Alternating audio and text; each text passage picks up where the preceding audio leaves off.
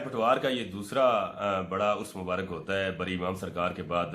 इस्लामाबाद के नवाई इलाका गांव किरपा में हाफिज हयात बख्श बरकंदाज का 2 रोज़ा ये उर्स मुबारक यहाँ पे मनाया जाता है अकीदत इतराम के साथ। और इस उर्स मुबारक में पाकिस्तान भर से जो है अकीदतमंद यहाँ पे तशरीफ लाते हैं। यहाँ पे नात ख़वानी भी होती है, फातह ख़वानी भी की जाती है और यहाँ पे खुसूसी तौर पर झूले लगाए जाते हैं, मिठाइयों के स्टॉल भी लगाए जाते हैं। यहाँ पे बच्चे अपने वलदैन के साथ यहाँ पे आके इंजॉय भी करते हैं और वली के दर पे आके हाजिरी भी देते हैं और वहाँ पे दुआएं भी करते हैं। ये इस्लामाबाद का जो खिता पटवार का दूसरा ये बड़ा उर्स मुबारक होता है 2 रोज़ा उर्स मुबारक जो गाँव किरपा में मनाया जा रहा है।